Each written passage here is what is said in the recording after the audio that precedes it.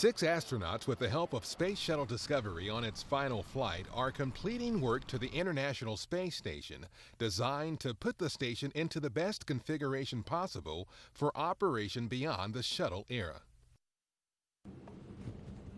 Mission Commander Steve Lindsay, a retired Air Force colonel, has flown on 4 previous space flights. He was the pilot on missions STS-87 in 1997 and STS-95 in 1998.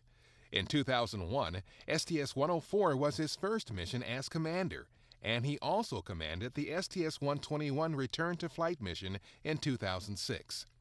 Lindsay was serving as NASA's chief astronaut when he was assigned to STS-133. While growing up in the Los Angeles suburb of Temple City, California, Lindsay developed a passion for engineering and for flying. I had pretty much decided early into high school that I kind of wanted to be an engineer. But the other thing I really wanted to do is I wanted to be a pilot. And I got to thinking about what can I do that will allow me to pursue both of those things. He got his answer while visiting the Air Force Academy in Colorado Springs.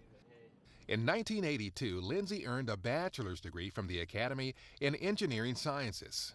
He went on to become a fighter pilot and flight instructor. He then earned a master's in aeronautical engineering from the Air Force Institute of Technology and became an experimental test pilot. So I got through that process, been a test pilot for several years, and realized, and kind of wasn't shooting this way, but kind of realized that, well, you know, if I were to apply to the astronaut program, an astronaut's job is very similar to this. You know, you combine flying and technology and science and engineering, all of those things together. Lindsay applied to the Astronaut Corps and was selected by NASA in March 1995. The pilot on the crew is Air Force Colonel Eric Bowe, who is making his second spaceflight. In 2008, Bowe was the pilot on the STS-126 mission that delivered supplies and amenities to the International Space Station needed to sustain a 6-person crew. Bowe says some of his most vivid memories from that flight are of gazing down at the Earth. You can really see that the Earth is alive, and also you kind of get an appreciation for how big the Earth is, and at the same time how small we are as compared to the rest of the universe as you're orbiting the planet. Bowe, who grew up in Chamblee, Georgia, just outside of Atlanta, says watching TV coverage of astronauts walk on the moon instilled a desire in him to become an astronaut. I thought about, you know, what a neat endeavor that humans had participated, actually walk on something that you look at oftentimes in the night sky. And so that was kind of set the bid of something, you know, maybe if I was lucky enough and had the opportunity, I'd like to be an astronaut. After high school, Bowe attended the Air Force Academy, where he earned a bachelor's in aeronautical engineering. He spent several years as a fighter pilot and instructor before completing work for a master's in electrical engineering at Georgia Tech. Bowe was serving as a test pilot at Eglin Air Force Base in Florida when NASA selected him in July 2000. Air Force Colonel Alvin Drew is one of the 2 spacewalkers on the crew. STS-133 is his second trip to space. During the STS-118 mission to the space station in 2007, he witnessed a rare sight from a space shuttle window. At that moment, a satellite passed between me and the Earth. And I don't think very many astronauts get a chance to see any other body besides maybe the Hubble or the space station, but just some other random satellite. And that was when my thought was, we're not in Kansas anymore. In the 1st grade, the Washington, D.C. native remembers being faced with a bit of a dilemma after watching a launch of an Apollo mission at school. I went home, you know, very troubled, asked my dad, you know, what should I do? Should I be an astronaut or should I be a pilot? He goes, you can do both those things. All these astronauts have been pilots. After high school, Drew attended the Air Force Academy, graduating with bachelor's degrees in physics and astronautical engineering. He went on to fly helicopter combat missions in Panama, the Persian Gulf, and Iraq as a member of the Air Force Special Operations Command. Later, after obtaining a rating in jet aircraft, Drew became a test pilot. Drew also has master's degrees in aerospace science from Embry-Riddle University and strategic studies in political science from the United States Air Force Air University. He was selected by NASA in July 2000. U.S. Army Colonel Tim Copra is the other spacewalker on the crew. The native of Austin, Texas, is making his first trip back to the International Space Station since spending time on board as a member of the Expedition 20 crew in 2009. I think that one of the things I'm looking forward to the most is seeing the cupola, observing the planet and space, and also looking at these new modules that we've added, because it's even bigger than the last time we were there. Like most other kids who watched Apollo astronauts walk on the moon, Copra developed a fascination with space. After high school, he attended the U.S. Military Academy at West Point, where he earned a Bachelor of Science degree. It was during his time at West Point that Copra realized that his dream of becoming an astronaut wasn't so far-fetched. Because there are several people who had graduated from West Point, and even some of my instructors eventually became astronauts. And it went from this unrealistic childhood goal to something that was clearly tangible and possible if you work really hard. Commissioned as a second lieutenant, Copra became an Army aviator. He flew helicopters in Germany and in Operations Desert Shield and Desert Storm.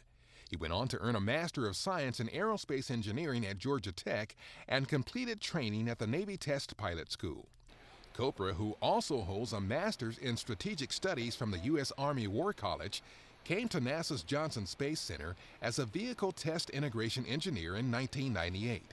He was selected as an astronaut in July 2000. Mission Specialist Dr. Mike Barrett is the second of 3 former space station crew members on this mission. In 2009, Barrett spent about 199 days on board ISS with Expeditions 19 and 20. As a space medical specialist, my flight experience was like a dream come true. I was able to kind of personally look at my own adaptation process, both physiologic, what the body does in response to zero gravity, and behavioral, how you learn to operate and perform well in zero gravity. And then I saw that in various other people as well. Barrett grew up in Camas, Washington, a farming community that sits along the Columbia River near Vancouver. It was an area that helped him develop a number of interests. I wanted to be a marine biologist at one time, an astronomer, an archaeologist, and when I went to undergrad at the University of Washington, my focus was marine zoology. And probably late during my undergrad years, I started getting interested in space. And the more I went through medical school, I realized that space is a field that puts so many things together that I love. After finishing medical school at Northwestern University, Barrett stayed in Chicago for residencies at Northwestern and at Lakeside Veterans Administration Hospital. He then completed the Aerospace Medicine program at Wright State University near Dayton, Ohio. Barrett came to the Johnson Space Center in 1991 as a project physician for Space Station Freedom. He became a NASA flight surgeon the following year and was selected as an astronaut in July 2000. Nicole Stott is the 3rd member of Discovery's crew who has completed a long-duration space mission. From August to November of 2009, Stott was an ISS flight engineer for the Expeditions 20 and 21 crews.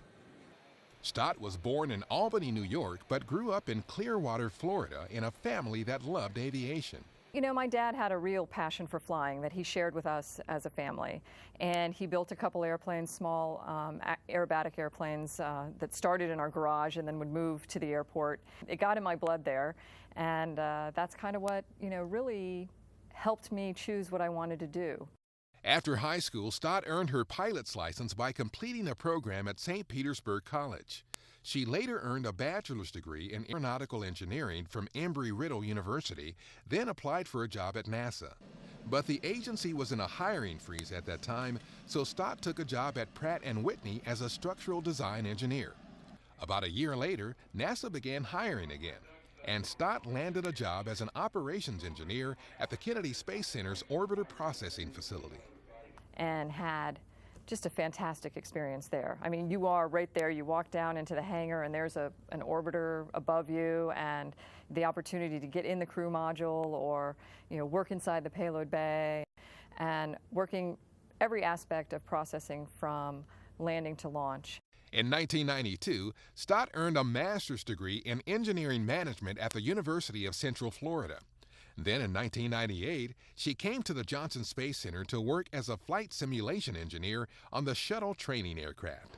NASA selected Stott as an astronaut in July 2000.